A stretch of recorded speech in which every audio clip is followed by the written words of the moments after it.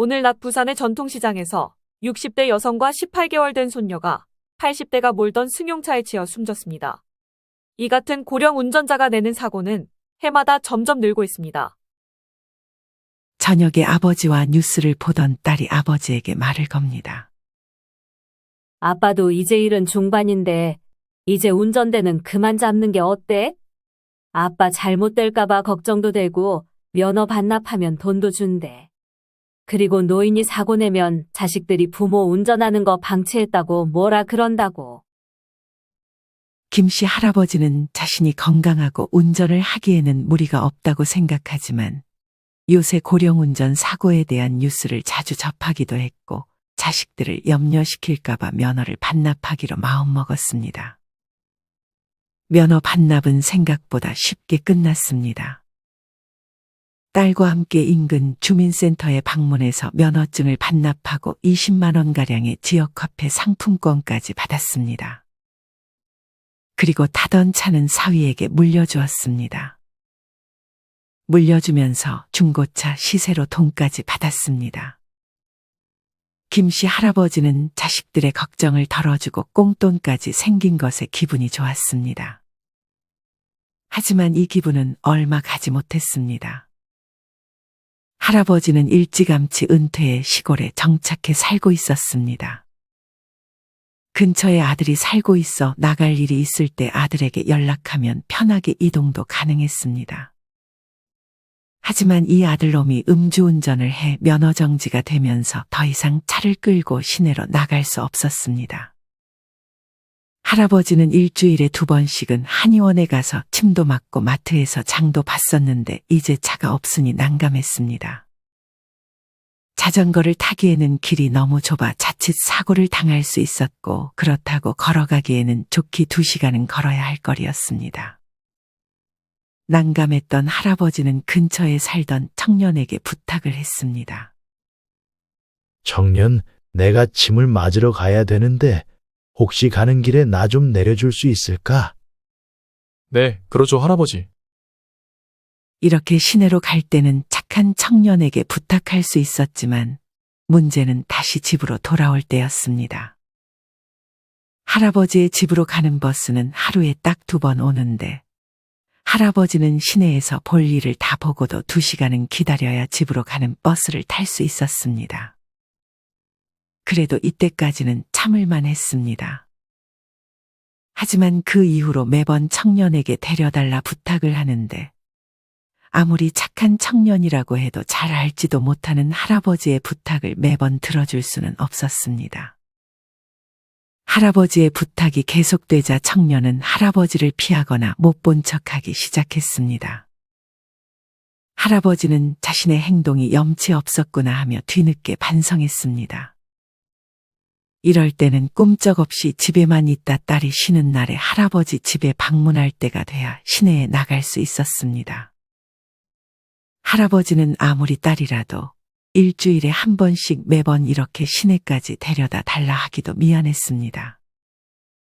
한 번은 할아버지가 그 긴 길을 걸어가고자 했지만 반대편에서 음주운전을 하던 차량에 치일 뻔해 다칠 뻔했습니다. 시골에는 음주운전 단속이 부실해 대부분의 사람들이 음주하고 차를 몰았습니다. 그래서 자식들의 잔소리에 못 이겨 택시를 탔는데 왕복 3만 원이 넘게 나와서 가뜩이나 수입이 연금 이외에는 없었기 때문에 매번 택시를 타고 다니는 것도 할아버지에게는 큰 부담이었습니다. 할아버지는 울며 겨자 먹기로 다시 사위에게서 중고차를 가져와야 했습니다. 당연히 사위와 딸도 이 상황을 반길 리 없었습니다. 그리고 다시 면허를 되돌려 달라 하려고 동사무소를 찾았지만 직원에게서 그렇게는 안 된다는 말을 들어야 했습니다.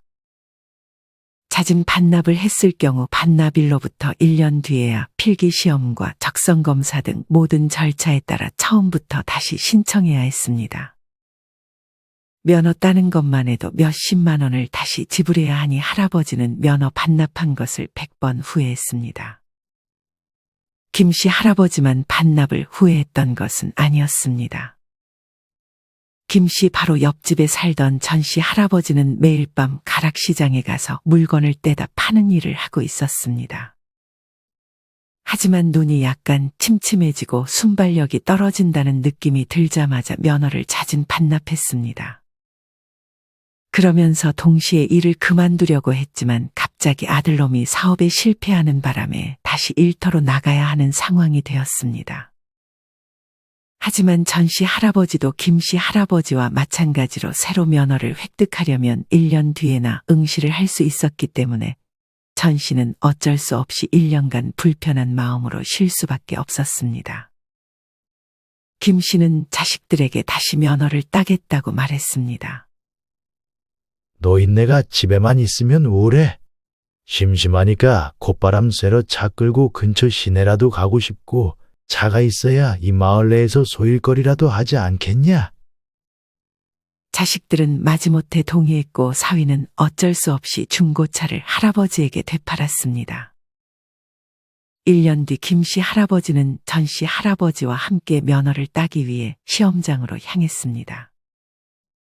차례를 기다리는데 그곳에는 면허를 갱신하기 위해 많은 노인들이 시험을 보고 있었습니다. 그중 정상 판정을 받지 못해 정밀 검사 진단이 뜬 노인들은 갱신을 못하는 이유를 여기 센터 탓을 하며 고함을 지르거나 다시 해달라고 졸랐습니다. 김씨 할아버지와 전씨 할아버지는 이 모습이 남의 일처럼 보이지 않았습니다. 요새 뉴스를 보면 고령 운전에 대해 부정적인 여론이 형성되는 소식을 자주 접할 수 있습니다. 뉴스나 전반적인 분위기가 노인은 모두 운전을 잘 못한다고 생각하게 만들기도 합니다.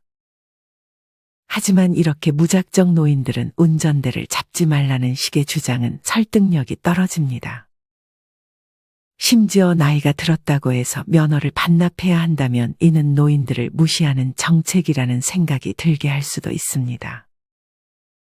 어떤 분은 나이 들어서 운전면허증을 반납하라는 말이 요양원 들어가라는 말로 들려서 싫다는 글을 남겨주기도 하셨습니다. 또한 면허 반납 시에는 10만 원에서 50만 원까지 지원을 해주지만 운전면허 취득할 때는 거의 100만 원 가까운 돈을 들이는데 이에 비하면 부족한 지원금일 수 있겠다는 생각도 듭니다. 그래서 면허 반납하는 것에 장점을 못 느끼는 분들이 많습니다. 실제로 전국적으로 면허 반납을 한 노인분들의 비율이 2022년 기준 2.6%에 그쳤다고 합니다. 그나마 교통편이 잘 갖춰진 수도권의 경우 6%로 반납 비율이 높았지만 교통편이 그렇게 발전하지 못한 지방에서는 별로 면허 반납을 할 필요성을 느끼지 못하는 것도 사실입니다. 특히나 생계를 위해 운전을 하는 분들이나 앞서 김씨 할아버지처럼 주변에 대중교통 이동이 어려운 시골에 사는 경우에는 면허를 반납하기 쉽지 않습니다. 사실 노인이라고 해도 운전할 수 있는 능력만 되면 하는 데까지는 운전을 하고 싶어 하는 분들이 많습니다. 나이로 면허를 제한시키는 것보다는 적성검사를 제대로 해서 운전할 수 있는 능력이 없는 사람들에 한해서만 면허를 반납하게 하는 것이 좋은 방향이지 않을까 생각합니다. 같은 70대여도 시력이 많이 안 좋아지거나 판단력이 많이 늦어지는 분들이 있는 반면 70대임에도 청년 같은 분들이 계십니다. 또한 이런 고령 운전만 책임을 전가할 것이 아니라 음주운전에 대한 처벌 수위도 높아져야 합니다.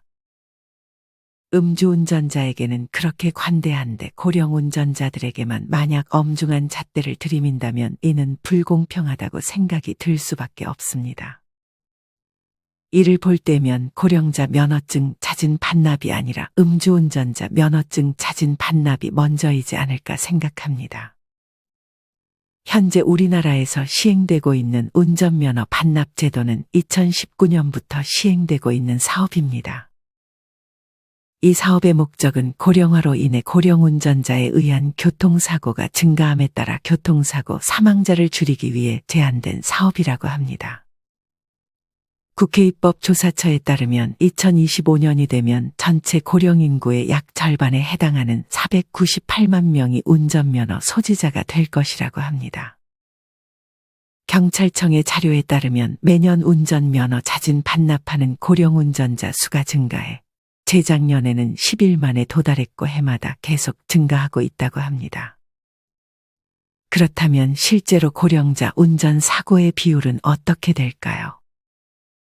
국회입법조사처가 도로교통관리공단에서 제출받은 2021년 교통사고 현황을 보면 65세 이상 고령자의 가해사고는 운전면허 소지자 1만 명당 79.3건으로 전체 운전자 평균 60.2건보다 많지만 그래도 20세 이하의 초보 운전자들보다는 상당히 낮은 수준입니다. 초보 운전자에게는 관대하면서 고령자들에게만 면허를 반납하게 만드는 것은 형평성에 어긋날 수 있습니다. 물론 고령 운전자 교통사고 치사율은 면허 소지자 1만 명당 사망자 수가 65세 이상 운전자 1.8명으로 전체 운전자 평균 0.9명보다 많기는 합니다. 하지만 이는 단순 고령자의 문제가 아니라 제도적인 문제 때문일 수 있습니다. 우리나라는 2019년부터 도로교통법 개정으로 75세 이상 고령 운전자의 면허 갱신 주기를 5년에서 3년으로 단축하기는 했지만 아직 이 정도로는 부족한 것 같습니다. 또한 육근상 전북도로교통공단 선임연구원은 노인들이 처한 생활권이나 생활 수준 등을 고려해 체감할 수 있는 유인책을 개발하는 동시에 사고 예방을 위해 75세 이상 고령 운전자 갱신 기간을 1년으로 단축하는 것이 필요하다고 말하기도 했습니다. 또한 65세 이상 노인 인구가 꾸준히 증가하고 있는 현 상황에서 운전면허 갱신 시 고령 운전자의 실제 운전 능력을 측정할 수 있도록 도로 주행 등을 반영하고 갱신의 기준을 조금은 높여야 한다는 지적도 나오고 있습니다. 현재 이렇게 운전 능력을 평가하는 가상현실 시스템도 개발 중이라고 합니다. 여기서는 내비게이션을 따라가다 보면 돌발 상황이 발생하게 되는데 이를 피할 수 있는지에 따라 갱신 여부를 결정하는 것입니다. 이처럼 단순 나이가 많다고 고령자가 운전을 하는 것에 눈치를 주는 분위기를 만드는 것에 앞서 제도를 개선하는 방향이 우선시 되어야 합니다. 그렇다면 다른 나라들은 고령 운전에 대해 어떤 식으로 대처하고 있을까요? 영국에서는 2019년 영국 여왕 엘리자베스 2세의 남편인 필립 공이 운전을 하다 충돌 사고를 내는 사건이 발생했습니다. 필립 공은 이틀 새 무려 2차례나 사고를 내 상대 차의 탑승자가 다치자 많은 비판을 받아야 했습니다. 이때 필립 공의 나이는 무려 98세였다고 합니다. 이렇게 영국도 한때 고령 운전자의 위험성이 사회적 이슈가 됐던 적이 있었습니다. 기준에 따르면 영국에서는 건강 악화로 인해 운전 능력이 저하됐을 때 면허가 일시적으로 정지되거나 아예 취소될 수 있다고 합니다. 또한 영국에서는 심장 상태나 뇌전증, 수면무호흡증 등 안전 운전에 치명적인 질병을 포함시켜 개인의 의료 정보를 운전면허국에 보고해야 한다고 합니다. 이런 개인의 의료 정보를 제공하지 않을 경우 벌금 및 면허 정지 처분이 내려질 수도 있다고 합니다. 이때 우리나라 돈으로 약 167만 원에 달하는 벌금이 부과된다고 합니다.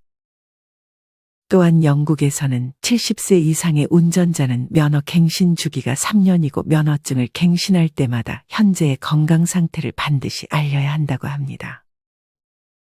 우리나라처럼 3년 주기이긴 하지만 우리나라는 75세부터인 반면 영국에서는 70세부터 시행하고 우리나라와는 달리 영국에서는 반사 신경 테스트나 실기 시험 등 운전을 계속하기에 적합한지 인증 절차를 거친다고 합니다. 미국의 경우 주마다 조금씩 다르지만 대부분의 주에서 고령 운전자 안전 규제가 있다고 합니다. 주로 의사가 작성해준 건강진술서를 제출하는 것이 일반적이라고 합니다. 이 진술서에서는 운전할 수 있는 신체 상태라는 사실이 반드시 명시되어야 한다고 합니다. 이뿐 아니라 사고 경력도 함께 체크하는데 만약 65세 운전자가 6에서 9개월 동안 3번 이상 사고를 낼 경우 서면과 면접 평가를 추가로 받아야 한다고 합니다. 또한 일본은 2017년부터 고령 운전자의 안전운전 지원 기능을 가진 안전운전 서포트카 보급에 들어갔습니다. 이 중 서포트카 S는 비상 자동 제동 장치뿐 아니라 고령 운전자 교통사고의 주요 요인으로 지적되는 브레이크와 엑셀 페달 조작 오류를 일정 보완해주는 장치를 장착한 차량을 말합니다. 또한 최근 3년간 도로교통법 위반 경력을 확인해 인지기능 저하 우려 항목이 포함된 사람은 별도의 운전기능 검사를 받도록 하고 이를 통과해야 면허를 갱신해주는 제도가 있습니다. 이 밖에 유럽에서는 의료진의 평가를 도입하려 하고 있고 뉴질랜드의 경우 75세부터 2년 주기로 면허를 갱신받도록 되어 있습니다. 우리나라도 이처럼 의사의 진단서나 조금 더 기준 높은 검사를 도입할 필요가 있지 않을까 생각합니다. 그래서 모든 노인에게 운전을 하지 말라고 하는 것이 아니라 이런 기준에 통과한 노인분들은 편하게 눈치 보지 않고 운전을 하게 해주는 방향으로 나아가는 것이 바람직한 것 같습니다. 이렇게 나이로 인해 차별하는 것은 그 어떤 경우에도 바람직하게 보이지는 않습니다. 그리고 65세 정도는 이제 노인이라고 하기도 어려운 것이 사실입니다. 앞서도 얘기했듯 80대에도 건강하고 판단력도 좋은 분들이 많습니다. 심지어 택시 기사님 10명 중 4명이 65세 이상인데 이 중 최고령 택시 기사는 92세이고 80대의 기사도 2,000명에 육박한다고 합니다. 이렇게 택시업의 경우에는 노후 생계 유지를 위한 중요한 직종에 속하기 때문에 고령 운전자 규제와 노인 일자리 문제의 충돌을 피하는 방향으로 가야 합니다. 결론은 나이가 들어간다고 해서 면허를 반납하는 것보다 본인의 건강 상태를 잘 점검해 주는 것이 중요한 포인트가 돼야 하지 않을까 생각합니다. 만약 이런 부분에서 운전대를 놔야겠다는 생각이 들면 그때 면허를 반납하면 되는 것입니다. 면허를 반납하는 방법은 간단합니다. 운전면허증을 지참하고 운전면허증을 분실한 경우 운전경력증명서와 신분증을 지참하여 인근 주민센터에 방문해서 간단한 절차만 따르면 하루 만에 반납할 수 있습니다. 하지만 면허 반납 후에는 철회가 불가능하기 때문에 신중히 결정하는 것이 좋습니다. 면허를 반납할 경우 혜택은 지자체마다 다르지만 서울시에서는 10만 원이 충전된 교통카드를 제공하고 있습니다. 경기도는 면허 반납 시 지역화폐 10만 원을 제공하고 대구시에서는 대구 행복페이 10만 원 선불 카드를 제공한다고 합니다. 부산시에서는 면허 자진반 납자에 대해 대중교통비 지원액이 20만 원으로 늘었고 천안시에서는 천안사랑 카드 10만 원을 제공한다고 합니다. 순천시에서는 만 70세 이상인 분들이 면허를 반납할 경우 50만 원가량의 교통카드나 순천사랑 상품권을 지급하고 포항시와 정읍시도 30만 원의 교통카드를 지급하고 있다고 합니다. 하지만 이는 지자체의 재정 상황에 따라 변화할 수 있으니 정확한 정보는 인근 주민센터에 문의해 보시길 바랍니다. 물론 아직 조금 멀긴 했지만 자율주행이 점점 발전하고 있습니다. 전문가들은 완전 자율주행 기술이 개발되면 고령 운전 문제는 자연스럽게 해결이 될 것이라고 얘기합니다. 하루빨리 자율주행 기술이 개발되어 안타까운 운전사고가 줄어들었으면 좋겠습니다. 그 전까지는 우리나라도 얼른 제도가 개선되고 음주운전, 마약사범에 대한 처벌도 강화되었으면 좋겠습니다. 무엇보다 나이가 많다고 해서 운전하는 것에 눈치를 보지 않는 사회가 되었으면 좋겠습니다. 이상으로 오늘의 영상을 마치겠습니다. 우리 모든 구독자분들의 행복한 여생을 응원합니다. 다음에 더 좋은 내용으로 찾아뵙겠습니다. 감사합니다.